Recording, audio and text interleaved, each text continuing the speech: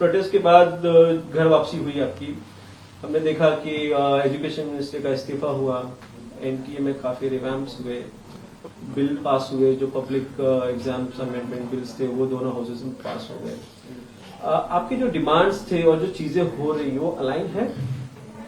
Aligned है तो पूरी तरह मैं ऐसा कहूंगा नहीं, क्योंकि हमारी जो डिमांड थी वो थी एजुकेशन मिनिस्टर का रेजिग्नेशन तो होना ही चाहिए, वो उन्होंने कर दिया है। लेकिन उनकी जगह उन्होंने किसको एजुकेशन मिनिस्टर बनाया? प्रहलाद जोशी, जिनको देखा गया बिल्किस बानो के जो रेपिस्ट थे, बलात्कारी थे, उनका वो हार माला डालकर स्वागत कर रहे थे।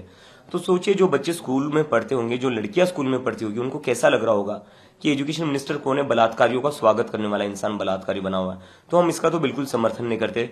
दूसरी चीज जो हमने कही थी कि 1 करोड़ का कंपनसेशन देना चाहिए सारी फैमिलीज को, उन सभी फैमिलीज को अभी तक 1 करोड़ का कंपनसेशन गवर्नमेंट ने दिया नहीं है। मुझे कुछ रिपोर्ट से पता चला है कि गवर्नमेंट कह रही है कि पहले हमें रूल्स और नॉर्म्स देखने पड़ेंगे। तो मुझे समझ नहीं आता कि जहां पर आपको सरकार गिरानी होती है वहां पर रातों रात सरकार गिरा देते हो, जहां पर आपको एमपी एमएलए खरीदने होते हैं वहां आप रातों रात करोड़ों सैकड़ों करोड़ों रुपए फेंक कर एमपी एमएलए खरीद लेते हो।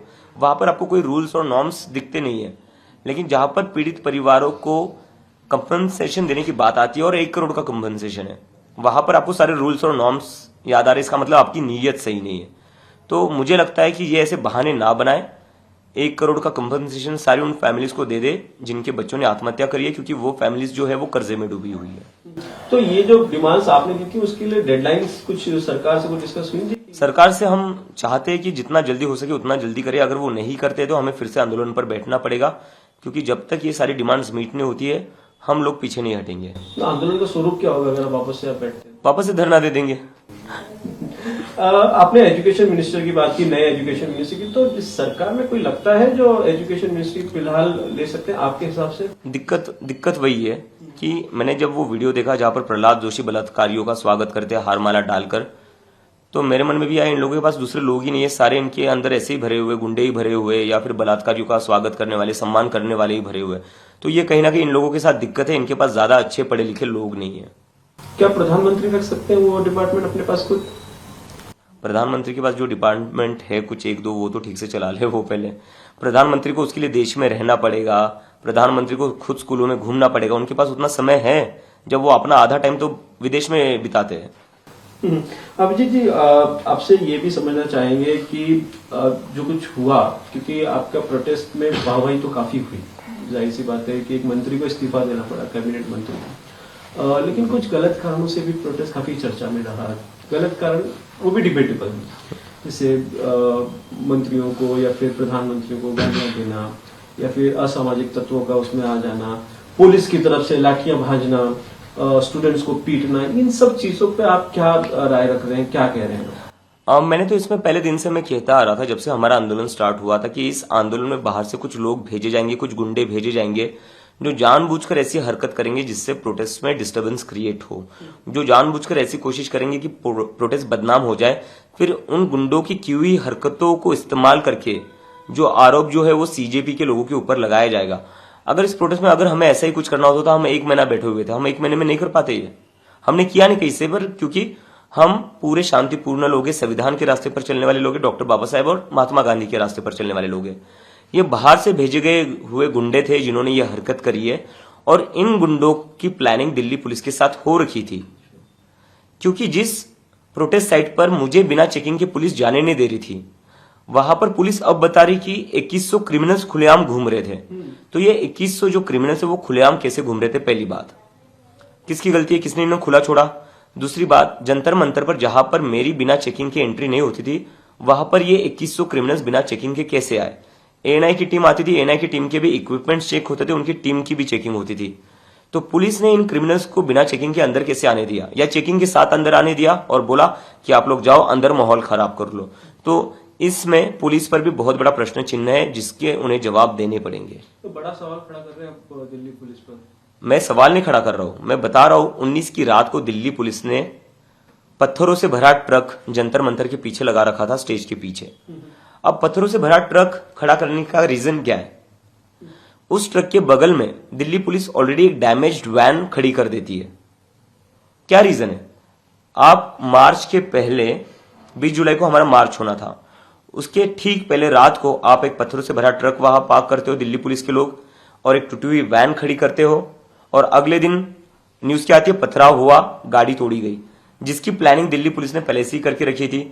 और जब मैंने ये वीडियो सुबह 20 की जुलाई को सुबह 5:30 बजे ये वीडियो ट्वीट करा था पत्थरों से भरा ट्रक का, तो दिल्ली पुलिस ने जैसे ये ट्वीट देखा मेरा, दिल्ली पुलिस ने हमारी टीम मेंबर्स को बुलाया और कहा कि अभिजीत ऐसे वीडियोस क्यों ट्वीट कर रहा है, ये ट्रक तो एमसीडी का है, ये तो मतलब जो कंस्ट्रक्शन जो चल रहा है उसका जो बचा कुचा डेबरी है वो ट्रक में वो है, पत्थर कहां पर है। तो जिस ट्रक को पुलिस वाले एमसीडी कह रहे थे, अभी रिपोर्ट आ रही है कि वो ट्रक तो हिट एंड रन में पकड़ा गया है। तो पुलिस कहीं ना कहीं झूठ बोल रही है, और पुलिस ने पूरी प्लानिंग के साथ वहां पर पत्थर लाए, पूरी प्लानिंग के साथ टूटी हुई गाड़ी लाई, पूरी प्लानिंग के साथ उनने बाहर से जो गुंडे आए उनकी मदद की, कैसे इस आंदोलन को खराब किया जा सकता है। वेस्ट बंगाल से एक दहशतगर्द भी पकड़ा गया है, जेएम का ऑपरेटिव बताया जा रहा है, और वो भी कोशिश में था कि इस प्रोटेस्ट में घुसे। तो ये इंटेलिजेंस का और पुलिस का फेलियर बनता है। ये पूरा उनका ही तो फेलियर, ये ऐसा कैसे हो सकता है? होम मिनिस्टर अमित शाह के रहते हुए ऐसा कैसे हो सकता है? क्या उनकी पुलिस बस तभी एक्टिव होती है जब 12 साल की लड़कियों के सर फोड़ने होते हैं?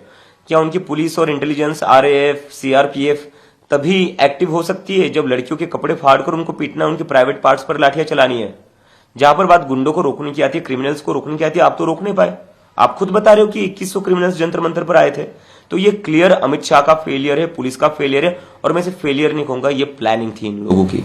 अच्छा, एक महत्वपूर्ण सवाल यहाँ पर ये है अभिजीत भाई कि आप लगातार कह रहे हैं कि इस्तीफा हो गया, चीजें हो रही हैं, लेकिन एजुकेशन में रिफॉर्म की जरूरत है। तो अभिजीत दिक्के का एजुकेशन रिफॉर्म जो है वो क्या है, उसको आप एक्सप्लेन कर पाएंगे अपने जेनजी दोस्तों को? मैं आप थोड़ा मोटा मोटा बता देता हूँ। पहली चीज तो इस देश में आज जो एजुकेशन है वो अनअफोर्डेबल बन चुका है, और ये सिर्फ डिग्री की बात नहीं कर रहा हूं मैं। हम बच्चों को अगर फर्स्ट स्टैंडर्ड में भी भेजते हैं, सेकंड स्टैंडर्ड में भी भेजते हैं, वहां पर 1-1, 1.5 लाख की फीस देनी पड़ती है, डोनेशन देना पड़ता है। उतनी माँ बाप की सैलरी नहीं होती है, उतनी उनकी सेविंग्स नहीं होती है जितनी उनको 1 साल की फीस भरनी पड़ रही है। तो वो माँ बाप कहां से देंगे? चलो ठीक है, जिनके माँ बाप आईटी कंपनीज में काम करते हैं वो शायद से एक बार को अफोर्ड कर सकते हैं, लेकिन जो लोग 30-40 हजार महीने का कमा रहे हैं वो कहां से एक साल का 1 लाख भरेंगे? क्योंकि 30-40 हजार में से महीने का बचता कितना है? घर चलाना होता है, उसका खर्चा अलग से, तो महीने का 5-10 हजार बचेगा। सेविंग कितनी होगी साल भर में? जब इंसान की सेविंग ही नहीं हो रही है 1-1.5 लाख एक साल में, उसमें वो स्कूल फीस कहां से भरेगा? तो एजुकेशन को अफोर्डेबल बनाना पड़ेगा, एक्सेसिबल बनाना पड़ेगा, ताकि आपकी इनकम कितनी भी हो, आपके बच्चे को शिक्षा अच्छी मिले। और दूसरी चीज मैं देख रहा हूं कि प्राइवेट स्कूल की इस देश में लूट मचा रखी है। उसके लिए क्या करना पड़ेगा? प्राइवेट स्कूलों की फीस पर तो कैप लगाना ही चाहिए, लेकिन बस वो करके नहीं चलेगा, उसके साथ हमें सरकारी स्कूल अच्छे करने पड़ेंगे। सरकारी स्कूलों का पूरे देश में क्या हाल हो रखा है आज? सारे सरकारी स्कूलों में छत टपकती है, बेंचेस नहीं है, और कितने सारे स्कूलों में तो टीचर्स भी नहीं है। अभी राजस्थान की लड़कियां प्रोटेस्ट कर रही है टीचर्स के लिए कि टीचिंग स्टाफ नहीं है हमारे पास। तो सरकारी स्कूलों पर सरकार को ध्यान देना पड़ेगा। जैसे हर राज्य में, हर डिस्ट्रिक्ट में इन्होंने नोटबंदी के बाद बड़े बड़े हेडक्वार्टर बना दिए, वैसे क्या ये बड़े बड़े सरकारी स्कूल नहीं बना सकते थे? सरकारी स्कूलों पर फोकस करना पड़ेगा, अपने हेडक्वार्टर सब बाद में बना लेना। देश का भविष्य सरकारी स्कूलों से आगे बढ़ेगा। और रिजर्वेशन पर मुझे ऐसा लगता है, रिजर्वेशन अगर किसी अंडर प्रिविलेज बच्चे को शिक्षा मिल रही है तो उसमें गलत क्या है? शिक्षा ज्यादा से ज्यादा लोगों को कैसे मिले, और जो लोग शिक्षा अफोर्ड नहीं कर सकते वो लोगों को शिक्षा कैसे मिले, यही तो हमारा प्रयत्न होना चाहिए ना। कोई गाड़ी बंगला तो नहीं मांग रहे वो लोग, कोई गाड़ी बंगला तो नहीं दे रहे हम शिक्षा ही दे रहे, जिससे वो बच्चा, उसका परिवार, वो समाज अपलिफ्ट होगा। उसमें कहीं पर भी कोई गलती नहीं है। और हम ये क्यों बोलते हैं कि रिजर्वेशन से सीट कम हो रही है? सरकार से बोलो ना सीटें बढ़ाए, सरकार से बोलो ना और कॉलेज बनाए, सरकार से बोलो ना और स्कूल बनाए। और जैसे रिजर्वेशन के अगेंस्ट लोग बोलते हैं, मैनेजमेंट कोटा के अगेंस्ट क्यों नहीं बोलते? मैनेजमेंट कोटा के ऊपर क्यों नहीं बोलते? मैनेजमेंट कोटा हर कॉलेज में होता है, जहां पर पैसे देकर एडमिशन लिया जाता है, उसके खिलाफ कोई क्यों नहीं बोलता? वहां पर भी तो हक मारा जा रहा है। लेकिन जहां पर गरीबों को शिक्षा मिल रही है उससे किसी को दिक्कत नहीं होनी चाहिए। बहुत अच्छे विचार है इस पे। मैं आपको थोड़ा पॉलिटिकल की तरफ लेके चलता हूँ अभी। अभिजीत जी, आपने बताया कि आप एक प्रेशर ग्रुप बन के ही रहना चाहते हैं, तो क्या इसका मतलब ये समझे कि आने वाले दिनों में, क्योंकि ये पास्ट में देखा है हमने कि किस तरह आंदोलन करने वाले पॉलिटिशियंस बन गए, पार्टियां बना दी, तो क्या सीजेपी का फ्यूचर क्या है? नहीं, अभी हमारा वैसा कोई ये इंटेंशन नहीं है। क्योंकि इस देश में अभी पॉलिटिक्स का क्या हाल हो रखा है आपने देख ही रखा है। पार्टियां तोड़ी जा रही है ईडी सीबीआई भेजकर, इलेक्शन हो रहे थे इलेक्शंस में वोट्स डिलीट किए जा रहे हैं। लोगों का तो भरोसा उठ चुका है एक तरीके से पॉलिटिक्स से, क्योंकि लोग कहते हैं कि हम सुबह वोट किसी और को करते हैं, शाम को सरकार किसी और की बन जाती है। हम एमपी एमएलए किसी एक पार्टी का चुनते हैं, शाम को वो किसी और पार्टी में होता है। तो जब इस तरह का माहौल है पूरे देश में, तो जहां पर पूरा पॉलिटिक्स से भरोसा उठ चुका है वहां पर पॉलिटिकल पार्टी बनाकर करेंगे क्या? मुझे लगता है कि लोगों का जैसा भरोसा उठता जा रहा है सारे इंस्टीट्यूशन से, चाहे वो जुडिशरी हो, चाहे वो इलेक्शन सिस्टम हो, चाहे वो इलेक्शन कमीशन खुद ना हो, और चाहे मीडिया क्यों ना हो, तो कहीं ना कहीं इस देश को अब एक पब्लिक मूवमेंट की जरूरत है। प्रेशर ग्रुप की बिल्कुल। तो आप प्रेशर ग्रुप बने रहे जी बिल्कुल। तो जब आप प्रेशर ग्रुप की बात करते हैं तो क्यों जरूरत पड़ रही है प्रेशर ग्रुप की? क्या अपोजिशन वो काम नहीं कर पा रहा है? क्योंकि हम डेमोक्रेसी में हैं और हमारी डेमोक्रेसी है, उसमें अपोजिशन भी उतना ही इक्वल इम्पोर्टेंट होता है जितनी सरकारें होती है। तो अभी का जो अपोजिशन वो नाकाम ठहर रहा है। मुझे लगता है कहीं ना कहीं सारे ही पॉलिटिकल पार्टीज, चाहे वो अपोजिशन हो चाहे रूलिंग पार्टी, वो कहीं ना कहीं डिस्कनेक्ट हो चुके हैं, और खास करके डिस्कनेक्ट हुए युवाओं से। इसलिए आपने देखा होगा कि सीजेपी के साथ सबसे ज्यादा युवा जुड़े हुए हैं। और हमारे देश का अगर हम डेमोग्राफी देखने जाएंगे तो हमारे देश में 60% लोग 35 की उम्र के नीचे आते हैं। इसका मतलब majority of the country is very young and under the age of 35, जिसको कोई भी पार्टी केटर नहीं कर रही है, जिनकी कोई भी बात कर नहीं रही है। और दूसरी एक चीज जो है बेरोजगारी। हमारे देश में जितने बेरोजगार है उसमें से 80% बेरोजगार उनके पास डिग्रीज है। 80% पीपल हैव फॉर्मल डिग्रीज, उसके बाद भी वो बेरोजगार है। तो आज के डेट में हमारे देश में तो डिग्री फायदा नहीं घाटा हो गई है। तो बच्चों को ये लग रहा है, लड़कों को ये लग रहा है, लड़कियों को ये लग रहा है कि यार डिग्री लेकर पढ़ाई लिखाई कर हमने गलती कर दी क्या, हमें तो जॉब्स ही नहीं मिल रही है। तो इन चीजों पर कोई भी ठीक से एड्रेस नहीं कर पाया है। इसलिए मुझे कहीं ना कहीं लगता है कि एक पब्लिक मूवमेंट को इतना ज्यादा सपोर्ट मिला है। ये जो पब्लिक मूवमेंट चल ही रहा था आपका, तस्लीमा नसरीन है, उन्होंने आपके इस आंदोलन को, सीजेपी के आंदोलन को बांग्लादेश में 2024 में जो मूवमेंट हुआ उससे कंपेयर किया है। क्या आप उससे इत्तेफाक रखते हैं? मुझे लगता है कि तस्लीमा नसरीन, क्या नाम है उनका?